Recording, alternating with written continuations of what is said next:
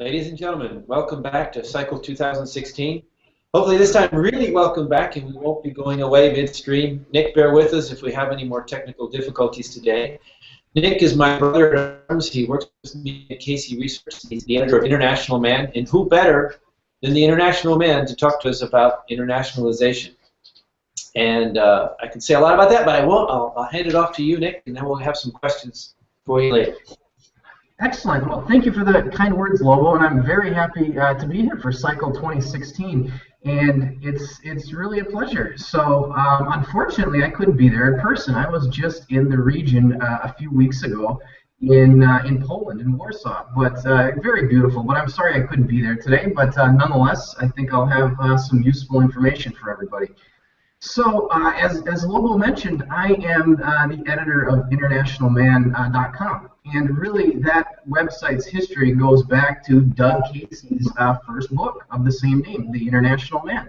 And that's what my presentation is going to be about today, about why this is something that's super important and how you can do it. So, but really, before we get into that, we should start. I think a good place to start is to kind of look at what is the root of all the problems that are going on in the world. I think you can really boil it down to one simple thing, and that's individuals and governments are violating the universal law of prosperity. And what is that? It's simply producing more than you consume and saving the difference. And you can look out throughout history and throughout time that no empire, no country, no individual is immune from this universal law. And when you violate it, bad things happen, and it's inevitable. And I think we're starting to see some of the delayed consequences come into focus that various countries have done in terms of violating this, and namely spending more money than they have and living beyond their means. And we're really starting to see the direct consequences of that today in various things. So really, how do governments do this? They do this primarily with debt. It's the opposite of the law of prosperity. It's consuming more than you produce, rather than producing more than you consume and saving the difference. They're consuming more than they produce and then financing the difference with debt. So, and if you look at how most Western and basically all around the world, how government, society, and the financial system, it's all built around debt and consumption. And like I said, as history shows, consequences always catch up to this. So what does this mean? It means that, governments are bankrupt. I mean, I think that goes without saying for most of the West. Most of the West is bankrupt. A lot of other parts of the world are bankrupt too. So I think what this does is governments are bankrupt, and when governments are bankrupt, they do desperate things that are a danger to your economic and personal freedom. So that's what internationalization is all about. It's about protecting you from this risk, and I think it is. If people don't talk about it a lot, but it is probably the biggest risk that you face as an individual and as somebody with, with some money. So this is something you need to address, and internationalization is how you address it. But just to recap, I think all of these things are related. People and governments violating the universal law of prosperity, bankrupt governments, bankrupt financial systems, and freedom basically on the decline. These are all things that are very intricately related. So with that, we want to see, you look at a lot of individuals, at least in the U.S. and other parts of the West and in Europe too, not many people have savings anymore. Most people are in debt, and so governments are in debt too. It's just the whole thing is built on debt, and it's not a sound way to build a structure the society or the government or anything like that.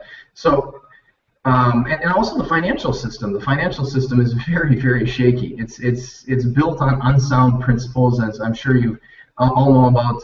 Fractional reserve banking and so forth. So these things are they've kind of been able to kick the can down the road for many years, but it really looks like it's starting to come apart right now. And the problem is many people have this attitude, this mentality, this this can never happen here, it can never happen here, and a lot of people have this mentality. But we saw, I think a great example of this was a few years ago in Cyprus. They had this mentality too. They thought, some kind of crisis could never happen here, and then they woke up on an ordinary Saturday morning came out of the blue, basically, to most people. There's a surprise bank holiday, which is a euphemism. It just means the banks are closed and you can't get your money. I don't know why. I mean, I do know why they call it a bank holiday, but it's nothing to celebrate. They found capital controls were imposed, and that just simply means they couldn't withdraw a certain amount of money out of their ATMs. They couldn't take a certain amount of money out of any money really out of the country. And then they announced there was a wealth confiscation. There was a bail-in, and this had all been preceded by official government denial, saying, "Oh, don't worry, everything is fine." And this is really a predictable pattern. You can see this in many countries, but Cyprus really, and in Greece last year, was really one of the more recent examples of how this works. But really, it can happen in any country that really gets into financial trouble by violating the universal law of prosperity. And I think lots of countries are in this situation right now. So really, so another way you can see this is just some of these insane policies that these people, the central bankers and the economic elites are putting forward. Negative interest rates. I mean, I never thought this would be. I mean, there have been negative. I mean, real interest rates, but negative nominal interest rates is crossing a line, and this just shows you how. Basically, financially and intellectually bankrupt these people are, and I think it's a total perversion of producing more than you consume and saving the difference. Negative interest rates incentivizes exactly the opposite, and I think it's going to just accelerate some of these negative things that the governments always do throughout history when they get into financial trouble. So negative interest rates right now, incidentally, are at the lowest point they've ever been, really, in history, in recorded history. Interest rates are this low, but it's not a phenomenon of the free market. This is something that could only happen with central planning and central banks. So what this does is it's toxic to society on so many levels, but what it does is it really destroys the middle class because it makes it impossible. It makes it impossible, really hard for people to save when interest rates are like this and when there's inflation. How do people save in this environment? So again, this totally it's a perversion of this universal law of prosperity.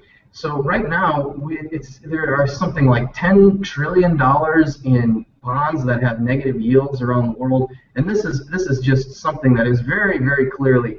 It's like a supernova waiting to explode. It's something that probably in the very near future is going to cause another financial crisis. And when as we said, when governments get into financial trouble, they tend to clamp down on your personal freedom. So in addition to the negative interest rates, kind of a sister policy that goes around with the negative interest rates is, you probably have heard, is the war on cash. And this is a totally anti-freedom agenda here with the war on cash. Basically, if you haven't heard about it, it's about phasing out physical cash. And I'm not a fan of necessarily fiat money. I'm not a fan of it. It's also another government creation. But the fact is that they're trying to phase out cash so they can push people into the digital banking system and prop up the banks and really track and control every little transaction that you do. So this is just one symptom of negative interest rates, and it's really, unfortunately, I only think it's going to get worse. So what can you do about it? I think you see the biggest risk, and I think Doug Casey and a lot of others would agree that the biggest risk you face, not only as an investor but as an individual, is our bankrupt and out of control governments. And really, I think there's only one way to protect yourself from this risk, and you see this.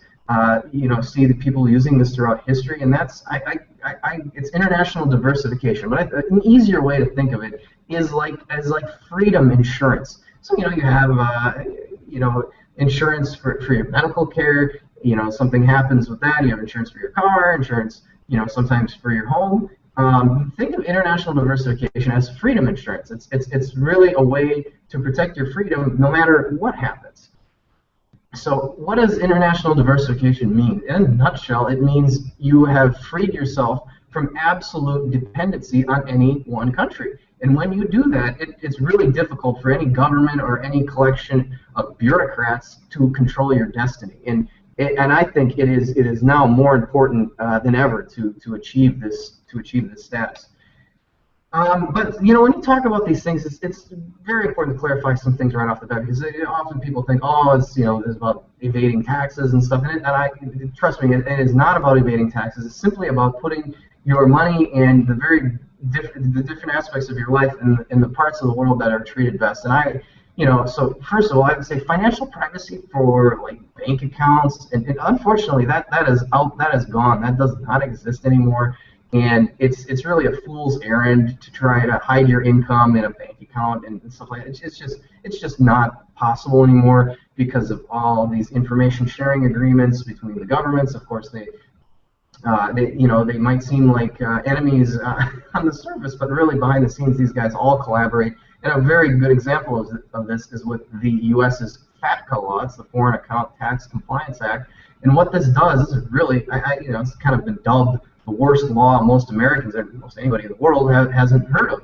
And what it does is the U.S. government forces every bank and every financial institute, anybody who deals with finance basically, to report their information on their American clients back to the U.S. government under severe penalties. And the severe penalty is the U.S. government will effectively kick you out of the U.S. dollar system. And as the dollar is the world's reserve currency and used in international trade, it's a very effective threat. And basically, the whole world is signed on to it. Even Russia and even China signed on to FATCA. So once that happened, FATCA really, it's blanketed the world. So you can forget. Unfortunately, you can forget about financial privacy for your financial assets, basically bank accounts and so forth. But in any case, trying to hide your assets or your income like this, I think it's really just a fool's errand, because if somebody wants to find out, they're going to find out, and the consequences are severe.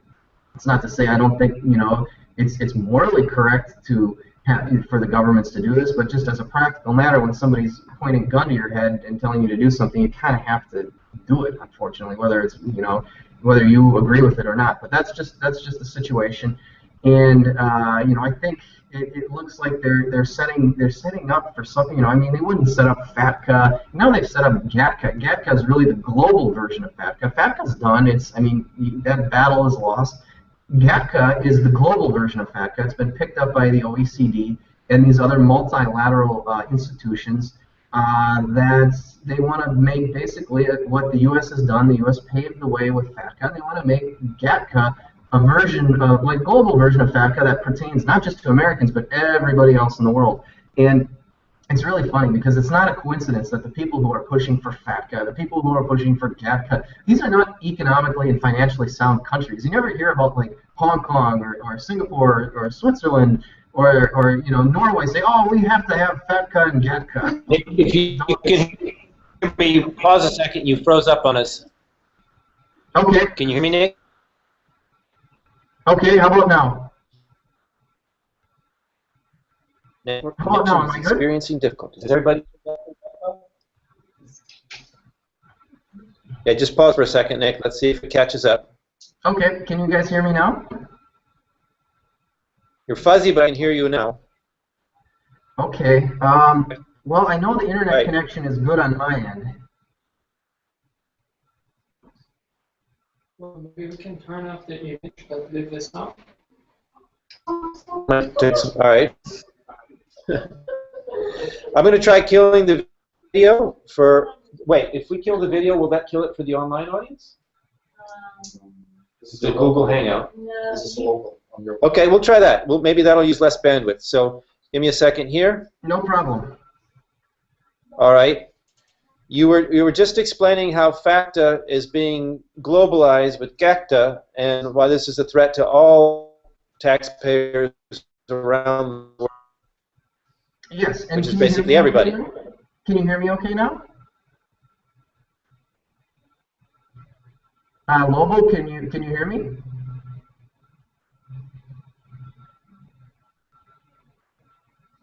Here. Can you guys hear me? Can at the moment. Okay, good. I'll just continue. Does that sound good? Yes, please.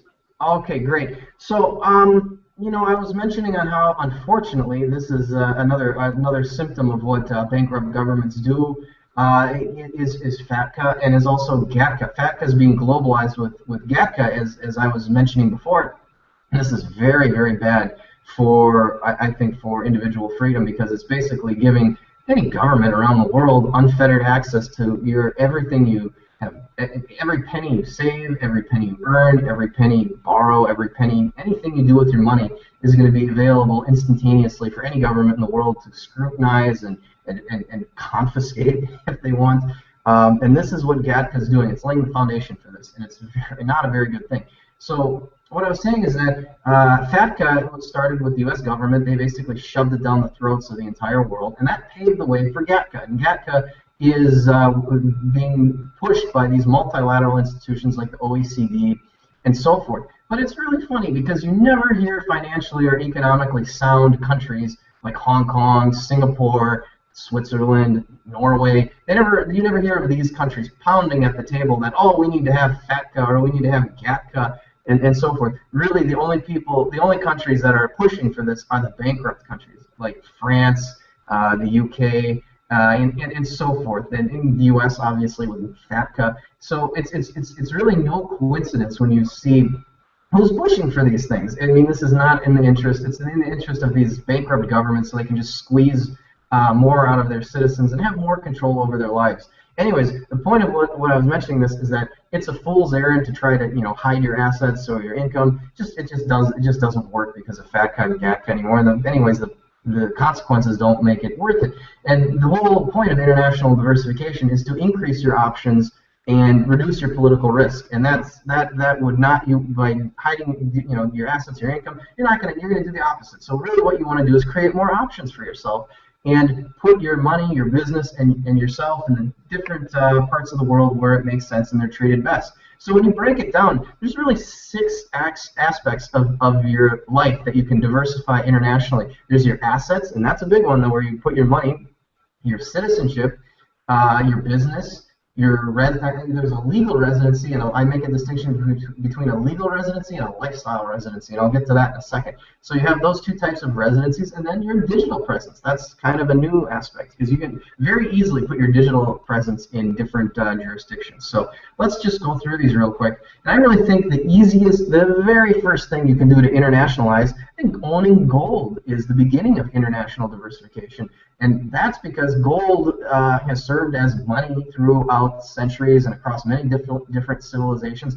Gold is inherently an international asset. No one government fully controls gold. You can take a gold coin anywhere in the world, and you can, you'll realize its value. Whether that's North Korea, Norway, Argentina, you'll find somebody basically any country that will, there'll be a market for gold somewhere. That's notwithstanding the fact that there's some funny videos on the internet where a guy goes around and tries to sell a gold coin at face value, like 25 or 50 bucks to some Americans who have no idea what it is and they don't buy it. Notwithstanding that, you can find, probably find somebody to buy or sell gold in basically any country. So it's inherently an international asset, and when you take your fiat money, your euros, your dollars, or whatever, and you convert it to gold, what you're doing is you're removing the political risk to that money and turning it into something that doesn't really have political risk. It's an international asset. It's not any government's fiat money. So that's the easiest and most basic way you can internationalize, is simply by owning gold. Ideally, you can, if you have more than a little bit of gold, you can store that gold in some safe jurisdictions. I like Singapore, Hong Kong, Panama. Austria has some good ones too. And I would recommend putting it in, not in a safe deposit box at a bank, because if there's ever any sort of financial crisis or anything like that, they tend to look at the banks first. And the banks get shut down with bank holidays, and the banks are basically appendages of governments at this point. So I wouldn't put your gold in a bank safe deposit box. I would look at a non-bank safe deposit box. You can find these around at those jurisdictions that I mentioned, and those I think are probably the best places to hold some of your gold, outside of the little, whatever you hold on your person or wherever. But if you have a lot of gold, you probably want to put it in some of these places. So that's one way you can diversify your assets. And I was mentioning about how FATCA and GATCA have killed financial privacy. And even if you can somehow find a way to bank in a place and not be susceptible to FATCA or GATCA, you're always susceptible to hacking because all this stuff is digital now. So, you know, you probably saw with this suspicious Panama Papers incident that, you know, if governments really want to, they don't need to go through FATCA or GATCA. They can just hack into a bank's computer and find out your financial information. In fact, if you remember what Edward Snowden, the NSA whistleblower, did prior to you know, him work. I think he worked at the CIA prior to the NSA. And working at the CIA, what did he do? He was posted in Switzerland, and his job in Switzerland was to get Swiss bankers into a compromised position so he could blackmail them for private information. So I really, you know, anyways, financial privacy for like bank accounts, that stuff, that's basically dead. But there's important reasons to have a foreign bank account, even though financial privacy is dead. There are tons of good reasons to have a foreign bank account. First of all, in case, you know, capital controls or a wealth confiscation is imposed, your money is not going to be lost at the drop of a hat. And we saw this in Cyprus. And in fact, I went to Cyprus with Doug Casey right after their banking collapse a few years ago, and many astute Cypriots saw the writing on the wall and distrusted their government, had a healthy distrust of their government, and decided, I'm going to take my money and not keep it in Cyprus. I'll go put it somewhere else, Switzerland or somewhere else in the EU. And lo and behold, when they woke up on that Saturday morning, they weren't affected. They didn't get stuck. Their money wasn't boxed in with the capital controls. They didn't have their money confiscated with a bail-in. So even though there's no financial privacy, having a foreign bank account in a safe jurisdiction. And I like Singapore, Hong Kong, Norway, and Switzerland again too. There's other places, but those are pretty sound jurisdictions still. Having a bank account in these places still gives you benefits, even though there's no privacy. And you just have to understand that. So in case of, you know, capital controls, confiscations, and so forth, these things it will protect you from these things. And oftentimes in these jurisdictions that I just mentioned, their banking systems and their banks are generally sounder.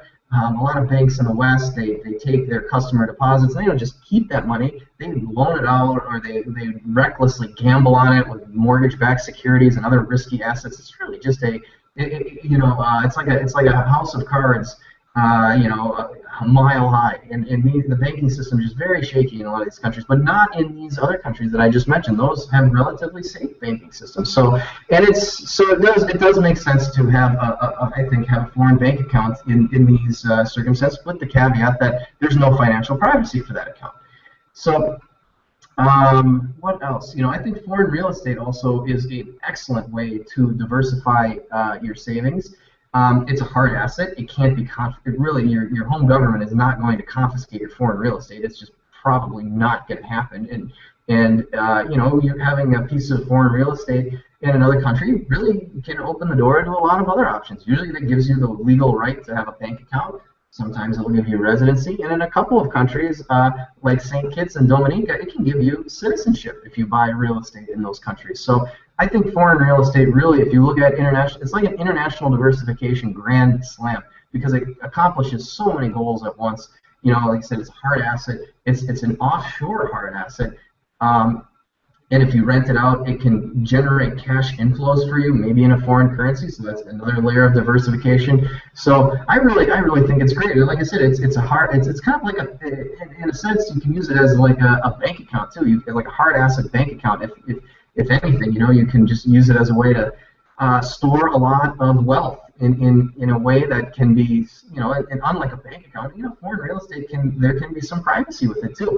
So, and while I'm talking about that, we should just make a quick mention of Doug Casey's La Estancia de Cafayate. He has a wonderful resort in Argentina that he built for, basically a bunch of for people who are free market persuasion, libertarians, and basically really anybody, but that's mainly the people who live there. And I don't have a ton of time to talk about it, but if you're interested in foreign real estate, I would highly recommend to Google that and check that out. And once again, that's La Estancia de Cafayate. It's a great way to become diversified and join a community of like-minded people. So let's see. So another aspect that I was talking about is your citizenship, and that's a very important thing to do too, because in this nation state model, you gotta have, unfortunately, you have to have citizenship. You have to have pass. It's just a matter of practicality. Maybe you don't have to if you're gonna like not travel anywhere, but as a matter of practicality, you have to have these things, and that doesn't mean I like them or endorse them. Really, they're just forms of government ID. But because it's a matter of practicality, and you have to have these things, it's good to have as many of them as possible, because what does it do? It dilutes the control a government has over you. If you only have one, you're really kind of screwed. If you have a problem with your own government, or sometimes governments make it hard for people to leave, like in the USSR and in Cuba and in other countries, they don't let people leave necessarily. So having a second passport might make it easier for you to leave in those cases. So I think this is a very, very important aspect of international diversification, is getting a second citizenship and a second passport. Myself, I have Italian heritage, and that allowed me to get Italian citizenship. And there's a number of countries that do that in Europe.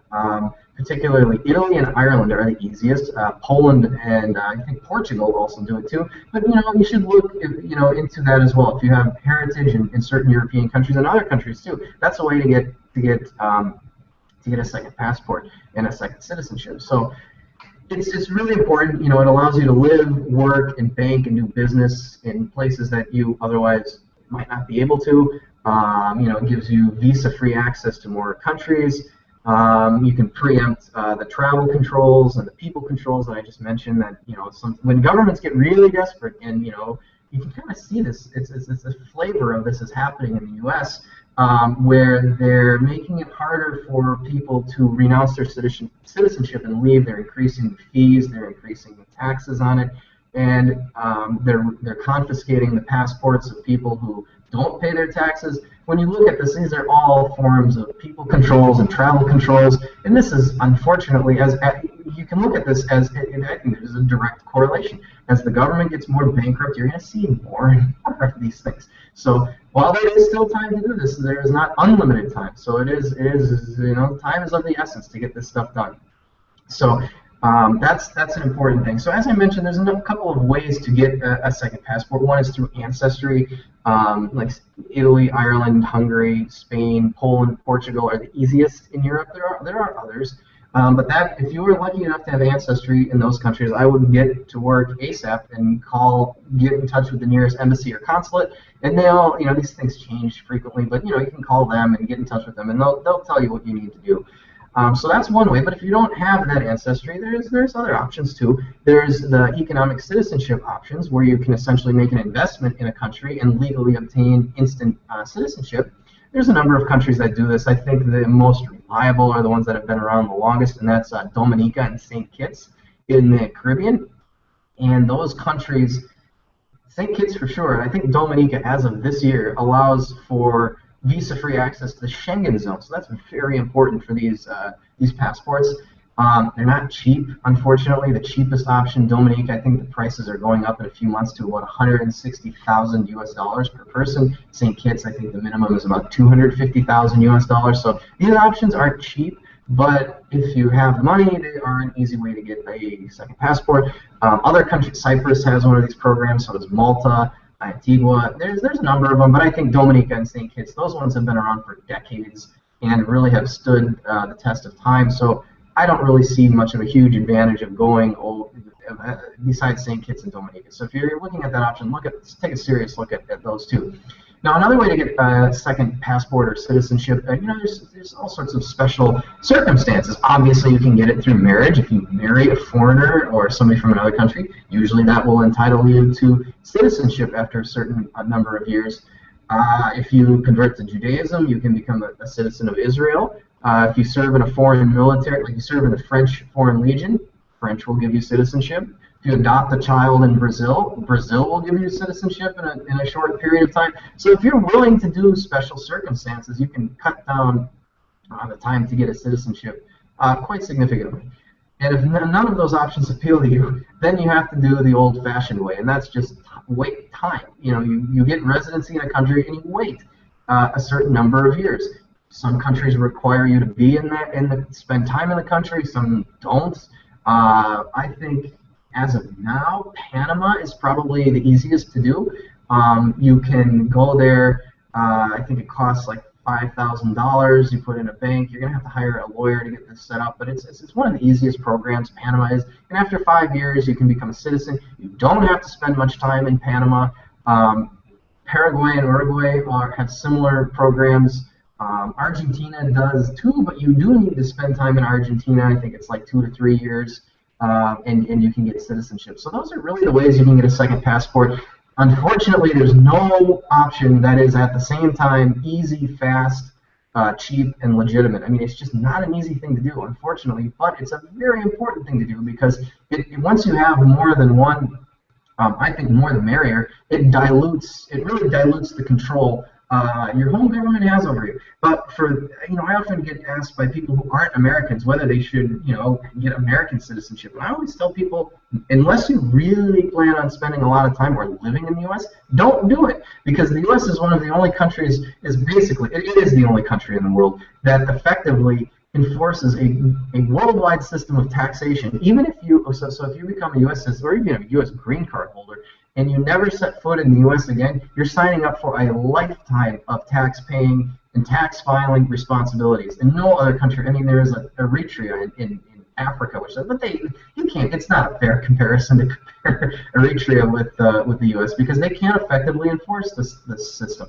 So really, the U.S. is the only country in the world that does this. If you're a Canadian, for example, and you left Canada and you never came back to Canada and you filed as a non-resident, you really wouldn't have any tax liabilities, or if you weren't doing any business in Canada. So if you're looking to get U.S. citizenship and you're not planning to spend a lot of time, just get Canadian citizenship. It's very similar, but without the enormous worldwide tax liabilities. So that's the oh, I should mention this too, because there are. If you look at this on the internet, there's a lot of bad information about passports, getting second passports and citizenships. There's a lot of scams and so forth, but it's very easy to tell a scam from a legitimate offer, because legitimate offers, they always have to have a basis in that country's legal system, in their laws. You should be able to easily look in the code of the country and say, oh, this is the Citizenship Act of so-and-so, and section whatever says that I can get citizenship. It should be very easily and clearly defined. When you see some of these programs that say, oh, you can get a passport in this country for $30,000, first of all, that's cheaper than the cheapest option, and it involves somebody getting paid a bribe. So one thing you see is, I have a special friend in a foreign country that can expedite the process. Don't fall for these things. These are it's a waste of your time. Also, another thing is people try to sell diplomatic passports online. It's just a waste of time. Don't bother with these things. It's just a complete waste of your time and a waste of your money too, because the risk of using a bogus passport is so high, and you'll get caught because the systems are really linked up these days, and governments are linking up. So again, your option with international diversifications is to increase your options. Your goal is to increase your options, not to restrict them. So when you're looking at passports, forget about the passport scams and really just stick to the legitimate options. There's plenty of them. So yeah, that's what I would say there. Another thing you might want to look at doing is structuring or setting up some sort of online business, a location-independent business. In that way, you can have income coming to you no matter where you are in the world. And that really, there's a million things you can do online, and this is a whole another, not even a lecture, another course about how to do online businesses. But I would really recommend to find a way to do this, because when you have diversified cash inflows, that's a very important part of the overall international diversification process. Okay, so I mentioned the distinction between legal residency and lifestyle residency. So your legal residency should ideally be a place that has no or very low personal income taxes or exempt from foreign sources. And my favorite place for legal residency is Panama, because Panama is a very easy to get legal residency. It also is a country that has a territorial taxation system, meaning that if income isn't generated or earned in Panama, and they don't tax it, and they don't care about it. So if you have, you know, a location-independent business and you're traveling around the world, it really doesn't concern Panama. So that really, I think, is my favorite place for legal residency. And it's useful to have a place where you can call it, you know, say, oh, I'm a legal resident of this, just for a number of reasons. Unless you want to be a permanent traveler or a perpetual tourist or a prior taxpayer, the PT theory. This is wonderful. It's getting harder to do this lifestyle, and but it's still possible to do it. But sometimes it is practical to have a legal residency, and as I mentioned, Panama is probably the best option right now. Other options to look at are Malaysia, Nicaragua, and you know, these are other countries that generally don't tax foreign sourced income and are easy to get residency. So that's legal residency. Lifestyle residency is simply where you enjoy spending time.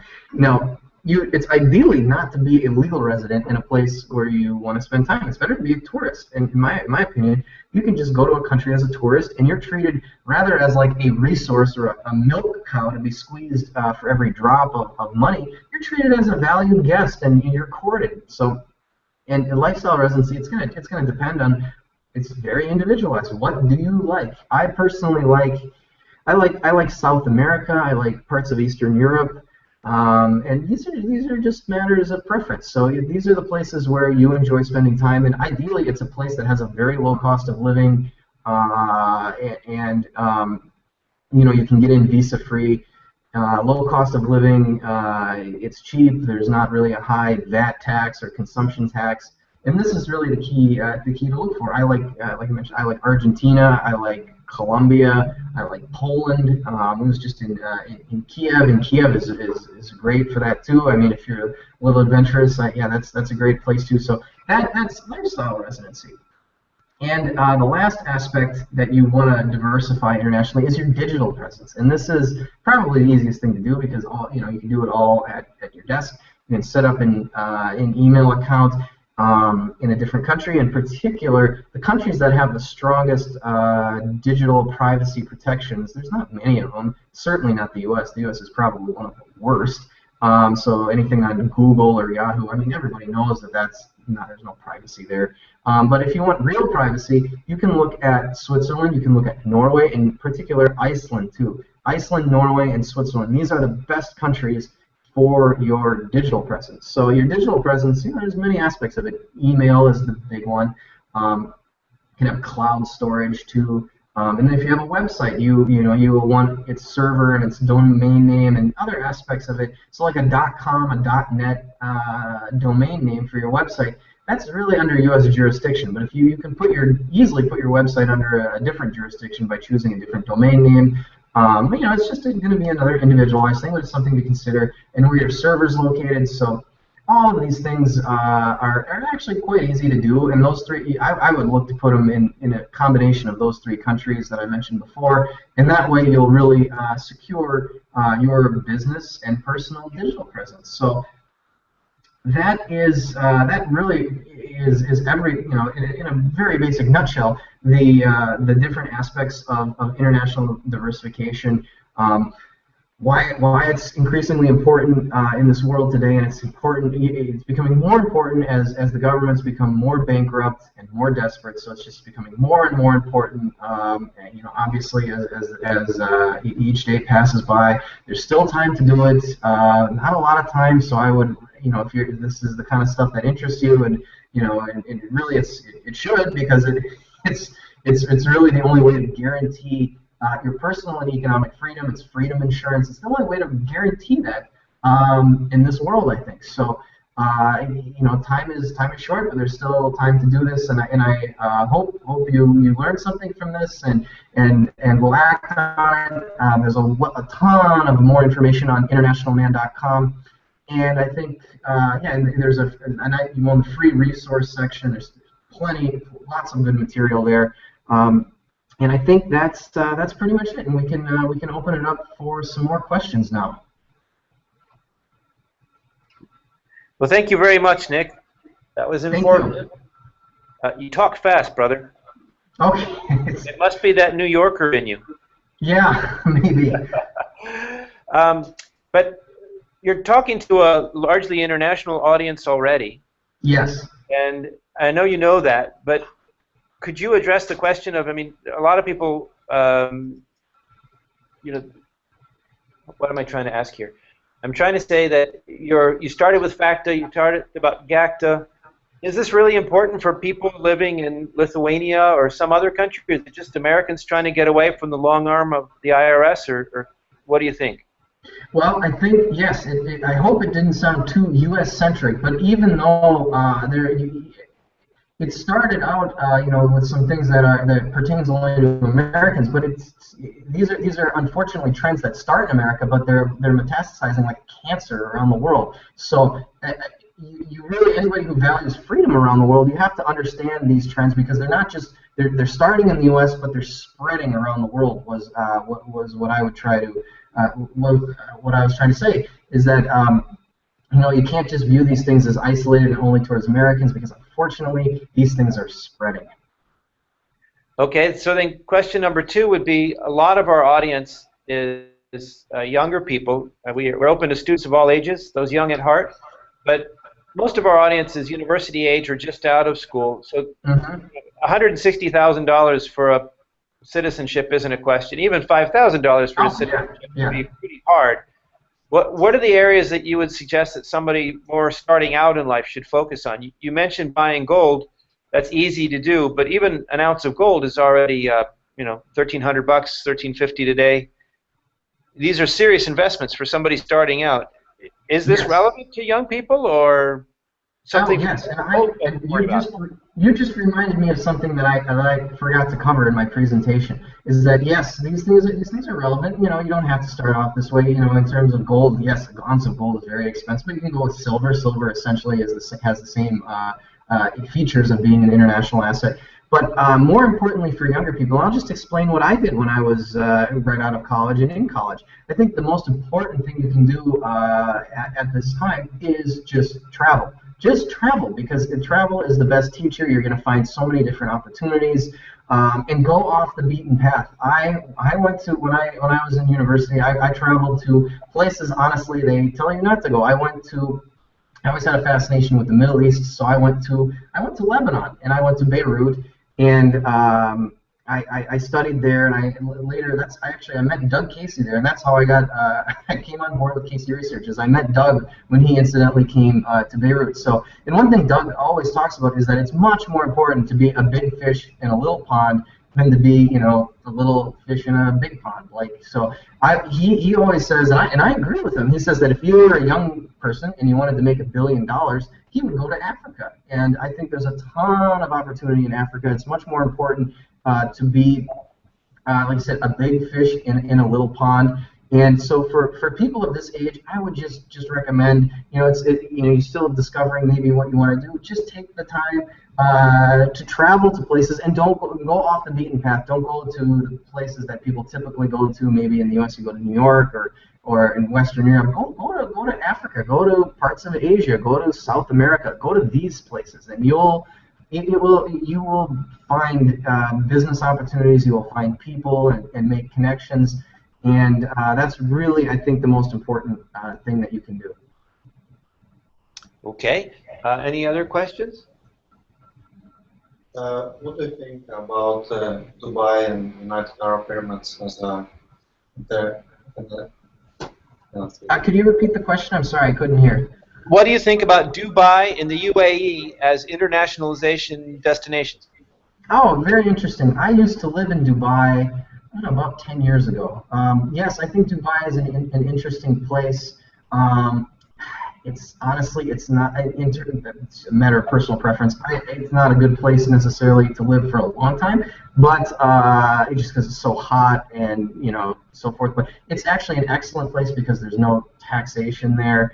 It's easy to get residency if you have have a job there, and you can. There are some good jobs there, so I think it's a good place. It's a good place to bank too. There's a big gold market there as well, so it's a good place to do stuff with gold, store gold, buy gold, sell gold, and it's virtually tax free. So I think it's a good destination, but with the caveat it's not. You probably won't want to live there very long. It's not. I mean, there's some fun stuff there, but it's. I personally didn't like it as much for lifestyle. For lifestyle. It occurs to me we have a lot of IT guys in our audience already. You know, you mentioned starting an internet business of some kind, so you get income that doesn't depend on wherever you are. We have a lot of people in our audience in general who are like this already. But I wonder, that's terrific. I wonder of them, how many of them have really thought of themselves as internationalizing. You may be internationalizing and not even know it. I know Exactly. that some of our guys have their company set up in Estonia. Their physical presence is in Belarus. The website is domained in Vanuatu or something. You know, you may be internationalizing already and not even know it. Yeah, exactly. Exactly. But it's the same idea. It's a diffusion of risk. It is.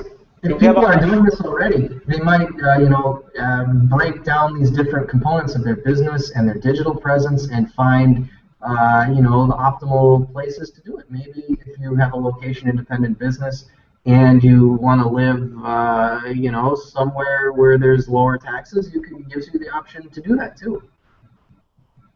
Okay, we have a question online. Hold on.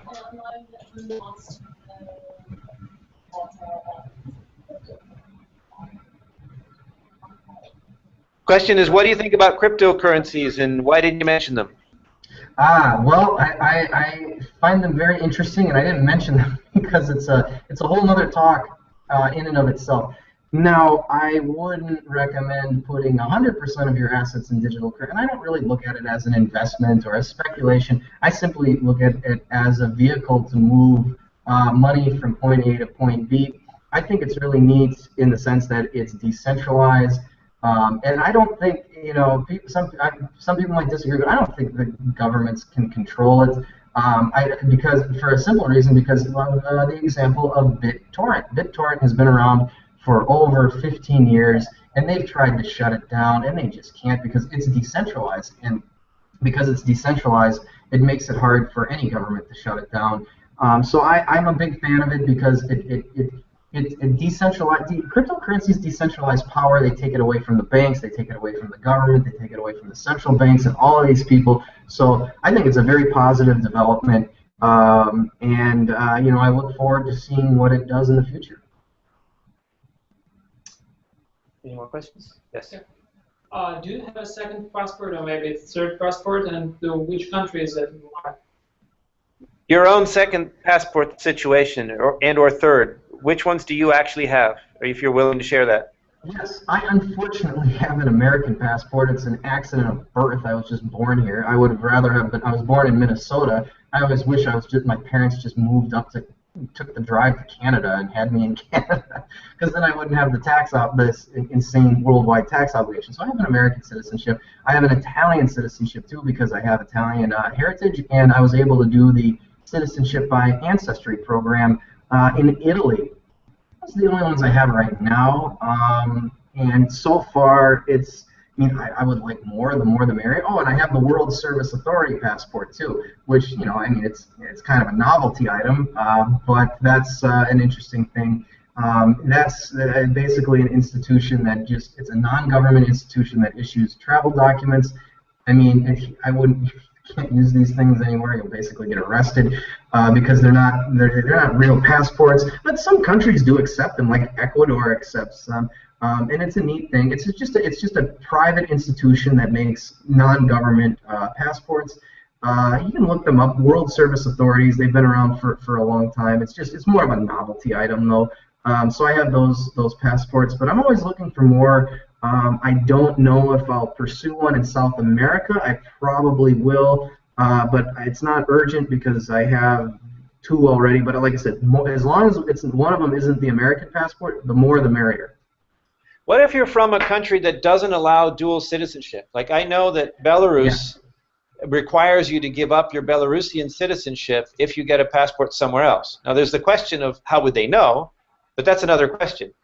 That is another question. It's one thing to diversify. It's another thing to give up citizenship in a place where you have family. If you want to go home and visit them, it's a big step. What would you say to people like that?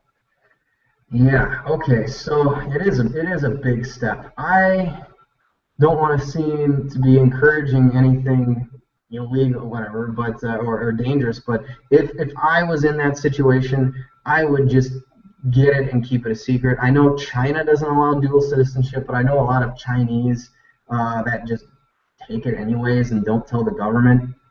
I would. I would do that. I wouldn't advertise it on Facebook or anything You digital. know, Nick, saying that quietly doesn't help. You already said it. You might as well yell it. Yeah. I, no, I mean I would. I mean because listen, if a country is there are a number of them that restrict having dual citizenship. This in effect is again a form of travel controls, of people controls too. Those bastards, they killed Kenny. Yeah, I know. So that's what I would do. I mean, everybody's got to look at their situation, at their own situation. But if it were me, I would. That's personally what I would do. Take the chance. Your personal choice. Other questions? Any more online? Okay. Wait, somebody's typing?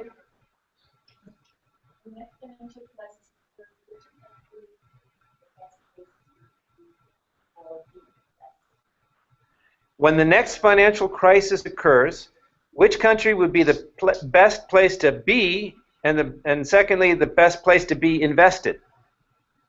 Those are probably two different. There's two different answers. I really like Argentina for the next financial crisis, and it just because it checks so many boxes. It's such a wonderful place to be from a lifestyle perspective. It's really not correlated much to what goes on in North America or Western Europe, and they've been through numerous crises. So they're pretty resilient. They know, and unfortunately in the U.S. they haven't really, it hasn't been really in living memory where there's been hard times. I mean, where say there's been a hyperinflation or anything like that. People have no concept of how bad things can get in the U.S. Not so in Argentina. They've been through it. They know how to deal with it. So they're resilient. It's a pleasant place to be.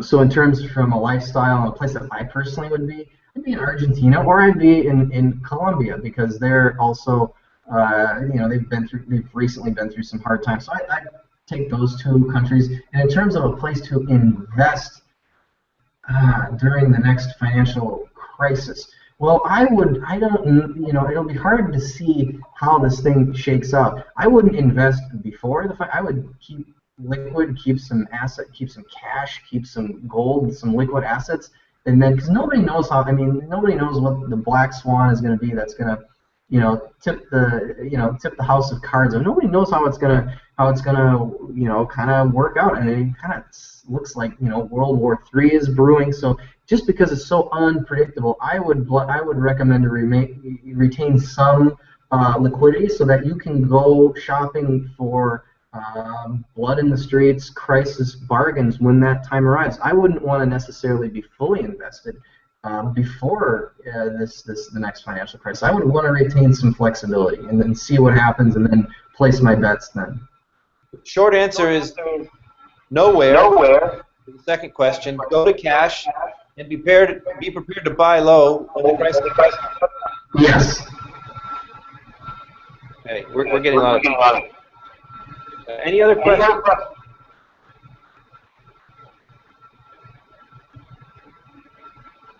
Okay, well, thank you very much, Nick. Yes, thank you for having me, Lobo. Bye. Thank you. Yes, it was a pleasure.